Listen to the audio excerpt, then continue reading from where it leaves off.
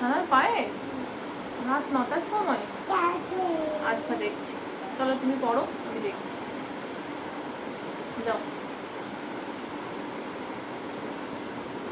মা যখন হয়েছি তখন অসাধ্য সাধন তো করতেই হবে। দুধের প্যাকেট তো ফ্রিজে সব সময়ই থাকে, তো ওটা দিয়েই এখন বানাচ্ছি ঘরোয়া ছানার পায়েস।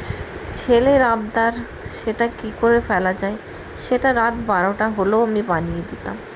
তো একদম ফুল ফ্যাট মিল্ক নিয়েছি 2 প্যাকেট, সেটা ছানা ফাটিয়ে নিলাম একদম পিওর যে লেমনের রস মানে পাতি লেবুর রস, সেটা দিয়ে ফাটিয়ে নেওয়ার পর একটা পাত্রে জলটা ছেঁকে নিচ্ছি। ভালোভাবে ছেঁকে নিতে হবে, আর ছেঁকে নেওয়ার পর 3 থেকে 4 বার বেশ ভালো করে ঠান্ডা জল দিয়ে ধুয়ে নিতে হবে। তার কারণ হচ্ছে টক ভাবটা থাকলে ছানার পায়েসটা একদম খেতে ভালো লাগে না, একদম খেতে ভালো লাগে না। সেজন্য ততক্ষণ ধুতে হবে যতক্ষণ না টক ভাবটা বেরিয়ে যাচ্ছে। তারপর একটা পাতলা কাপড় নিয়ে ছানাটা দিয়ে দিতে হবে, ওর মধ্যে যেটুকুনি জল থাকে ভেতরে সেটা পুরো চিপে বের করে নিতে হবে। এরপর আমি একটা কড়াই নিয়ে নিয়েছি, কড়াই নিয়ে তার মধ্যে আরেক প্যাকেট দুধ দিয়ে দিচ্ছি। সেই দুধটা বেশ ভালো করে ফুটিয়ে নিতে হবে যতক্ষণ না তার মধ্যে একটা ক্রিমি ভাব আসে। বেশ সুন্দরভাবে ওটাকে ফুটিয়ে নিতে হবে।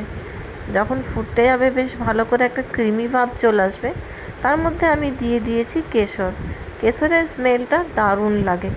তারপর কিছু ড্রাই ফ্রুটস দিয়ে দিয়েছি, কাজু, কিশমিশ, আমন্ড, শুকনো নারকেল, এগুলো দিয়েছি। তোমরা চাইলে আরও অনেক কিছু ড্রাই ফ্রুটস দিতে পারো, আমি এইগুলোই দিয়েছি। তারপর আরও বেশ ভালো করে ফুটিয়ে নিচ্ছি।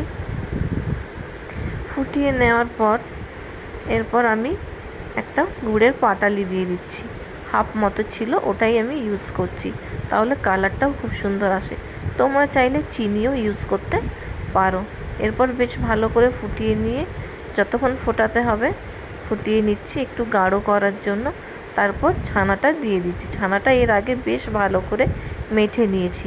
মেখে নেওয়ার পর এখানে ভালো করে মিক্স করে নিচ্ছি। বেশ কিছুক্ষণ ধরে ওটাকে মিক্স করতে হবে। ফুটে উঠলে একটু জল থাকা কালীনই নামিয়ে দিতে হবে, কারণ এটা ঠান্ডা হলে পুরো টেনে নেবে। তো দেখো কত সিম্পলভাবে হয়ে গেল, আর বাড়ির উপকরণ দিয়েই হয়ে গেল, আর টেস্টও অসাধারণ হয়। আমি 1 থেকে 1.5 ঘন্টা নামিয়ে রেখে দিয়েছিলাম নর্মাল রুম টেম্পারেচারে। দেখো একদম দোকানের মতন দেখতে এবং খেতেও হয়েছে অসাধারণ। এরপর আমি জাস্ট গার্নিশ করে দিয়েছি ড্রাই ফ্রুটস দিয়ে। তোমরা অবশ্যই জানিও কেমন লাগলো।